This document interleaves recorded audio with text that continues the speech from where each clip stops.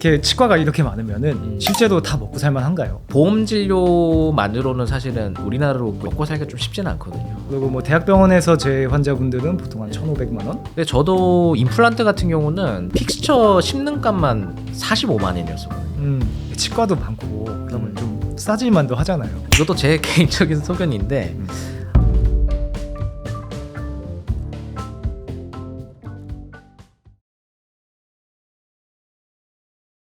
네, 안녕하세요. 네. 저희가 우리 일본에 대해서 이야기를 좀 하긴 했지만 네네네. 일본에 확실히 좀 치과가 많은 기분이 들긴 하지 않아요? 그런 게 없잖아 있죠, 그렇죠? 네. 아니 왜냐면은 옛날에 뭐 신문 같은데 네. 진짜로 뭐 치과 개수가 너무 많아서 뭐 편의점보다 많다 아, 그런 얘기를 제가 유명한 들어본 적이 있거든요. 네, 맞습니다. 뭐 우리나라도 사실 치과가 좀 많아서 말하기가 좀 그런데 근데 뭐 제가 봐서는 그 좀 정책적인 그런 좀 영향이 좀 있지 않나. 원래는 이제 우리나라 뭐 회사에서 이제 2080이라는 그 치약이 있었잖아요. 일본에서는 먼저 8020이라는 그게 운동이 있었어요. 그 따라온 것 같기도 하고. 약간 어디가 먼저 시작한지 잘 모르겠는데 네.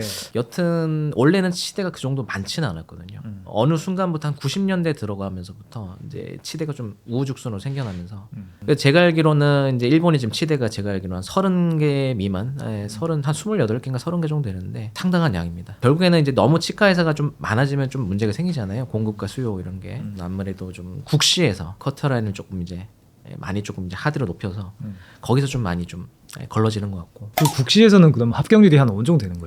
일단은 한 60% 정도. 매해 조금 다르긴 하는데 거기서 좀 상대평가적인 개념을 좀 적용해서 보통 60%에서 끊지 않나 막 그런 얘기를 많이 합니다. 보통은 이제 치과 의사가 되려면은 이제 보통은 이제 치대를 지나가죠. 6년을 졸업을 하면은 이제 일단 면허가 나옵니다.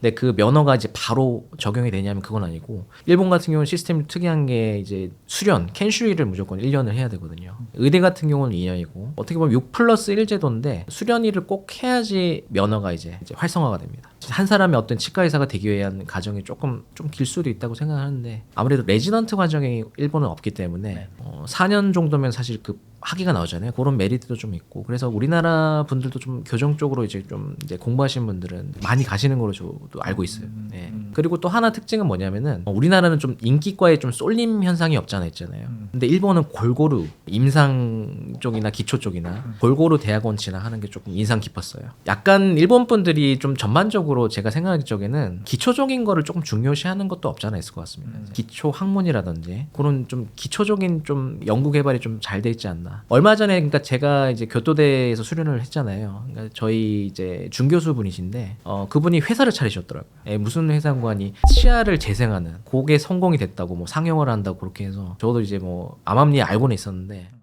그러면은 이렇게 치과가 이렇게 많으면은 실제로 다 먹고 살만한가요? 제가 봐서는 이제 보험에 가는 얘기인데 일단 보험 제도가 잘 돼 있기 때문에 그만큼 환자분들 입장에서는 좀 치과 방문이 조금 쉽지 않을까 싶습니다. 우리나라 가벼운 마음으로 갈 수 있다. 가벼운 마음으로 우리나라처럼 이제 30%만 내면 되기 때문에 그래서 그런 거는 조금 아무래도 좀 용이하지 않을까 환자분 입장에서는. 그리고 이제 수요 측면에서는 제가 봐서는 일본 분들 자체가 치과 의사분들이 아직까지는 좀 임플란트라든지 그쪽에 대해서 조금 보수적인 생각을 좀 가지고 계시는 것 같아요. 물론 이제 좀 하신 분들은 굉장히 많이 하시는데 환자분들도 보험이 굳이 크라운이나 브릿지가 있는데 굳이 뭐 임플란트를 해야 되나? 뭐 이런 좀 생각도 없잖아 있는 것 같고요. 심미 영역에서 보면은 거의 하는 데가 잘 없지 않습니까? 이제 K-뷰티 뭐 해서 또 한국에 대한 좀 이제 관심도가 높기 때문에 그런 수요 자체가 좀 한국에 와서 니즈가 만족되지 않나 그런 면도 좀 없잖아 있는 것 같고 그래서 실제로 라미네이트 하시는 거나 뭐 교정하시러 오시는 분들 많잖아요 요즘 맞죠? 저희 병원에도. 그런데 이런 그 환자분들 수요도 제 이제 그 담당 교정 환자가 한 200명 정도 됐었는데 네네네. 그 중에 남성분이 3분인 거예요. 네네. 여성분이 197명 정도 되고. 네네네. 그래서 이 일본 분들은 전체적으로 좀 그런 심미 치료에 대해서는 한국에 비하면 좀 니즈가 적구나. 그런데 또 기본적으로 좀 턱이 좀 좁고 이러니까 네. 뭐 비틀비틀하고 아니면 충치나 뭐 이런 것 자체는 또 네. 더 생기기 쉽긴 한 것 같고. 네, 맞습니다. 그러면은 저희가 얼마 전에 이렇게 봤던 기사에서 그럼 일본에서는 환자분들의 수요가 더 많아서 그렇기 때문에 그 치과들이 이렇게 많이 늘어나는 것 같다. 이런 기사들 저희가 봤는데 여기에 대해서는 의견이 어떠세요? 제가 봐서는 이제 그 원래가 제가 그 일본에서 공부를 할 적에 일본 국민당 맨날 이제 충치가 얼마나 있나 그거를 이제 데이터를 뭐 이렇게 하지 않습니까? WHO에서도 이제 매년 조사를 하고 보면은 데이터가 항상 안 좋았어요. 그거에 대해서 항상 반성을 하던 이제 결과물이 뭐냐면은 아까 말씀드린 8020 이제 운동을 하신 거죠. 이제 해가지고 생겨난 결과물이 이제 지금처럼 이제 우후죽순 어떻게 보면 생겨난 치대 개수인데 그만큼 사실 치과 의사가 이제 접근성이 좀 좋아졌기 때문에 거기에 따라서 수요가 좀 따라가지 않나 싶어요. 전반적인 그래서 수요는 그 공급에 의해서 물론 필요에 의해서 공급이 좀 늘어난 거지만은 그 공급을 따라서 좀 환자분도 많이 치과 쪽으로 유입이 좀 되지 않았나 싶습니다. 그 수요가 많아서 치과가 많이 생겼다기보다는 네. 그럼 일반적으로 정부 정책에 따라서 사실 공급이 네. 그냥 들어온 거다. 그냥 제가 느끼기에도 그래요. 치열이 나쁘다고 해서 뭐 이제 뭐 나쁘면 또 본인이 또 잘 관리하신 분도 계시잖아요. 그래서 그거는 조금 너무 좀 성급한 일반한 것 같고요. 그것보다는 일본 자체, 일본 분들 자체가 좀 이제 덧니가 좀 있어도 좀 일단 매력 포인트라고 생각하잖아요. 그렇게 그런 것처럼 자연스럽게 좀 생각하시는 분도 계시는 것 같고 덧붙이자면은 이건 제 개인적인 생각이긴 한데 약간 일본 사람들이 조금 뭔가를 고치는 거에 대한 저항감 좀 있는 것 같아요. 그리고 치열도 보통 보면은 안 좋은 거를 본인도 알고 있는데 그거를 굳이 고칠 필요가 있을까? 그 중에 또 연장선의 얘기가 뭐냐면은 일본 분들이 얼굴에 점이 있는 분이 굉장히 많거든요. 그렇죠. 그거를 안 떼더라고요. 우리나라 같으면 하나라도 있으면 뭐 떼지 않습니까? 이제 그게 조금 아무래도 문화적인 그런 것도 좀 있지 않을까 싶습니다. 이제. 그럼 일반적으로 환자분들이 뭐 충치가 됐건 뭐 일반적인 진료를 하러 오실 때 뭐 진료의 난이도적으로는 좀 어때요? 한국이랑 일본이랑? 우리나라가 어떻게 보면은 예를 들어서 신경치료할 적에 나이타이 파일을 쓰잖아요. 나이타이를 일본은 아직까지는 잘 안 쓰는 것 같아요. 제가 있을 당시만 해도 지금은 모르겠는데 약간 조금 앞서가는 그런 거는 우리나라가 좀 받아들이는 게 좀 용이하지 않습니까? 이제 의사분들이 일본은 뭐 언제 아시겠지만 약간 보수적인 기존에 해왔던 그대로 좀 그래서 사실 나이타이 쓰는 거랑 그냥 핸드파일 쓰는 거랑 시간이 굉장히 많이 들거든요. 이제 차이가 나고 우리나라는 좀 빨리빨리지 않습니까? 환자분도 빨리 좀 하기 끝나기를 원하고 의사분들도 빨리 끝나기 원하고 그런 게 좀 문화적인 차이가 좀 있지 않나. 저는 일본에서 진료하면서 뭐 조금 난이도가 더 있다고 느꼈던 점이 좀 있는데 뭐 규정적으로는 좀 상황이 복잡한 경우가 많은 것도 있고 또 평균적인 환자분의 연령층이 한국보다 좀 높기도 해서 보통은 규정만 한다고 해도 뭐 치주과라든지 다른 데랑 같이 보철과랑 뭐 같이 하는 경우가 연계해서. 많으니까 항상 한 명 한 명 되게 좀 고심을 해가면서 해가는 경우가 많았거든요. 물론 돈도 많이 받지만 근데 그리고선 한국에 왔는데 환자분들이 전체적으로 좀 더 젊기도 하고 그 복잡함에 대해서는 그래도 한국이 좀 더 뭐 낫지 않나 맞습니다. 생각하면서 환자분을 보고 있습니다. 네 맞습니다. 이렇게 일본 분들은 한국이랑 기본적인 구강 구조가 조금 다른데 그러면 그 교육을 할 때도 그 자국민에 맞춰서 좀 교육을 하게 되나요? 우리나라는 좀 아무래도 초점이 조금 안 맞춰지는 것 중에 하나가 일본에서 오히려 더 중점을 두는 것 중에 하나가 이제 식육이라 그러거든요.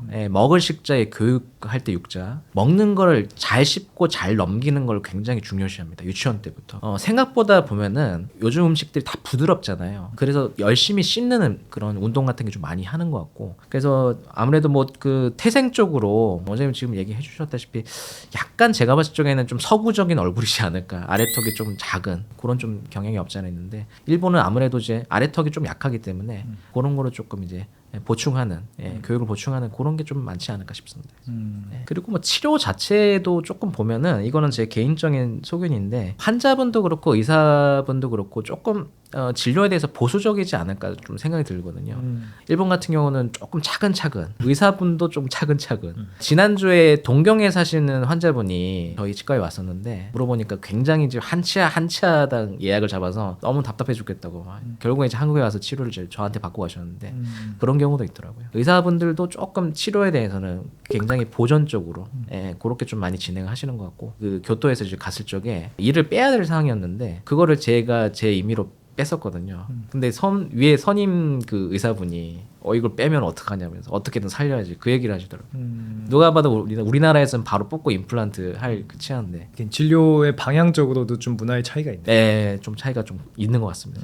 그런데 덕분에 또 우리나라는 그런 임플란트라든지 좀 새로운 거에 대해서 도입이 진짜 빠른 것 같고 빠르죠, 그렇죠. 좀 최신 논문들은 또 우리나라가 되게 잘 쓰고 연구 업적도 좋은데 네. 또 어떻게 생각해 보면은 자기 치아를 좀 보존하는 것이 또 옳다는 생각도 저는 들거든요. 네. 혹시 원장님께서는 그럼 현재는 진료하실 때 네. 좀 양국가 생각하면서 어느 쪽을 좀 많이 생각하면서 진료하신 편인가요? 저는 또 한 가운데 좀 있지 않을까 싶습니다. 그렇다고 너무 이거를 또 이제 뭐 예를 들어서 뭐 임플란트 해야 될 그런 케이스인데 살릴 수 있다 이렇게 좀 하면은 또 환자분도 기대가 커지시니까 그래서 뭐 좋은 점 안 좋은 점을 좀 나눠서 좀 설명 좀 드리고 지금 예우가 또 얼만큼 이제 항상 궁금해하시는 분이 내 치아 내 임플란트는 얼마나 더 쓸 수 있나요? 항상 궁금해하시잖아요. 그래서 그거에 대한 또 제 개인적인 소견도 좀 말씀을 좀 드리고 가능하면 제가 좀 시간이 허락되면은 좀 많이 환자분한테 정보를 좀 드리려고 하고 있어요. 하긴 그렇게 양쪽의 뷰를 갖고 있다는 거는 좀 네. 중요할 것 같아요. 맞습니다. 그리고 양쪽에 대해서 이야기를 해줄 수 있다는 것도 네, 있고. 맞습니다. 네. 네. 참 요거 되게 제가 좀 관심이 있는데 일본에서는 이런 교정 진료나 이런 거 보면은 확실히 우리나라보다 수가가 훨씬 높거든요. 근데 생각해 보면은 이렇게 치과도 많고 그러면 좀 싸질만도 하잖아요. 네.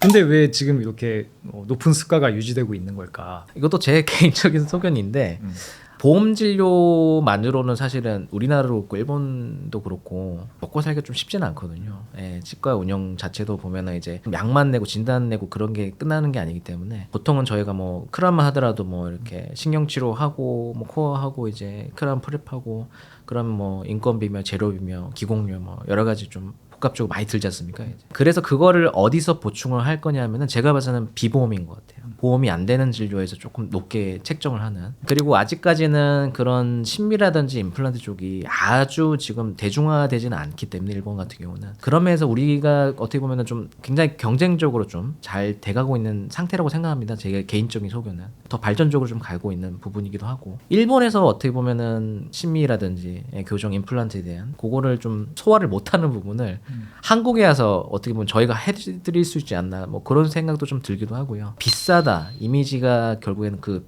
보험 외진료 거기서 좀 아무래도 좀 오해가 좀 생기지 않았나. 교정은 한 얼마 정도 그때 하셨어요? 90만 엔 정도를 받고 네네. 그리고 월비가 있었거든요. 네네네. 그리고 뭐 대학병원에서 제 환자분들은 보통 한 1,500만 원? 1,500만. 뭐 이 정도를 생각하고선 보통 환자분들이 오시는데 네네네.